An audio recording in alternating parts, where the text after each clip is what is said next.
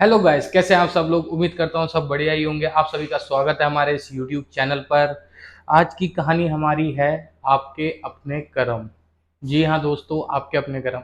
सभी को पता है हर किसी के कर्म। अगर आप अच्छा करेंगे, अच्छे कर्म करेंगे तो आपके साथ अच्छा होगा। बुरा करोगे तो इन फ्यूचर कहीं ना कहीं वो चीज़ें आपके साथ बुरे बर्ताव में ही आपके साथ आ जाएंगी। तो दोस्तों, ये कहानी की शुरुआत होती है बहुत समय पहले। एक बार क्या होता है, हमारे नारद जी पृथ्वी पर आते हैं कि चलो घूम कर आते हैं। ये कहानी वैसे मैंने बड़े बुजुर्गों के मुंह से सुनी थी, मुझे अच्छी लगी, मैंने सोचा मैं आपको सुनाऊंगा और उम्मीद करता हूँ आप सबको भी अच्छी लगेगी। जी हाँ दोस्तों, जैसा मैंने आपको बताया था कि नारद जी एक बार पृथ्वी पर आए थे। तो पृथ्वी पर आए, उन्होंने आते ही क्या देखा, एक गाय दलदल में फंस रखी है। तो वो अंदर हाथ पैर मतलब अपने चला रही है और वो धंसे जा रही है।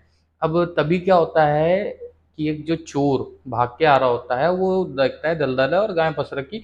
वो उस गांव के ऊपर पैर रख के टाप के भाग जाता है। चोरी करके आ रहा होता है और वो एकदम भाग जाता है, जाके पेड़ के नीचे सो जाता है। नारद जी कहते हैं कि हे प्रभु, क्या हो रहा है ये आपके लोक में, कि जो चोर है आ रहा है, ऐसे कूद के चला गया गाय के ऊपर पैर रख के और आराम से सो रहा है।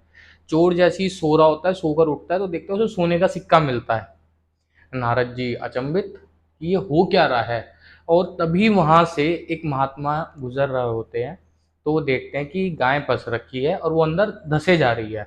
अब गाय को निकालने का प्रयास उन्होंने बहुत दिमाग मारा, उन्होंने कहीं से रस्सी देखी और कुछ बेल लिया, ताकि गांव को जैसे तैसे करके उस गाय को वहां से उन्होंने निकाल लिया।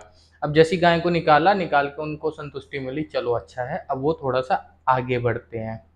अब आगे बढ़ते हैं, तभी वहाँ पे एक गड्ढा होता है और वो महात्मा का पैर जो है उस गड्ढे में पड़ता है और पैर टूट मतलब इस तरीके से पड़ा कि उनका पैर ही टूट गया और वो आगे मुंह के बल गिरे और वहाँ पे पत्थर वगैरह कुछ थे पड़े हुए, तो उनके पैर में लग के उससे खूनम खून उनका पैर हो गया।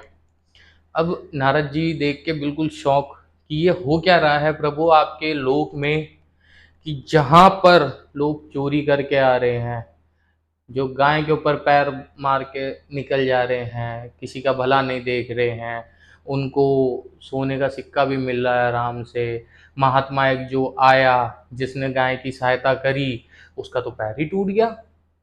अब वो इस सवाल को लेके पहुंच गए हमारे नारायण जी के पास। नारायण जी से उन्होंने अपनी बात रखी ऐसे ऐसे ऐसे। तो नारायण जी ने कहा कि ये सब आपके अपने कर्म हैं।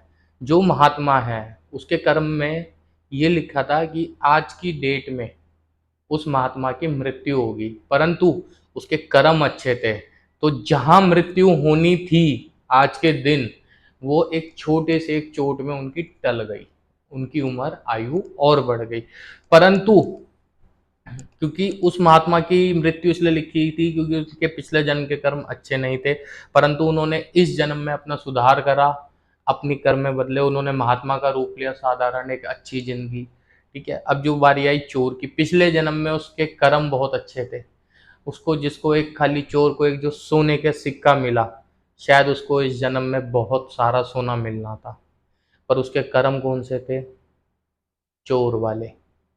जी हाँ दोस्तों, उसके कर्म थे चोर वाले, उल्टे सीधे काम करना, चोरी करना, लोगों को दुख देना। तो उसको जो सोना मिलना था, वो सिर्फ एक छोटे से सोने के सिक्के में उसका टल के रह गया। तो दोस्तों, इसलिए कहते हैं आप अपने कर्म हमेशा सही रखिए, आज नहीं तो कल फल जरूर मिलेगा, लेकिन मिलेगा जरूर। जी हाँ दोस्तों, ये एक छोटी सी कहानी थी जो बताया था मैंने, शायद आप लोगों को भी समझ में आए, पसंद आए, तो इस वजह से मैंने आपके साथ शेयर करी। उम्मीद करता हूँ आपको अच्छी लगी होगी। मिलते हैं हम अपनी अगली कहानी में।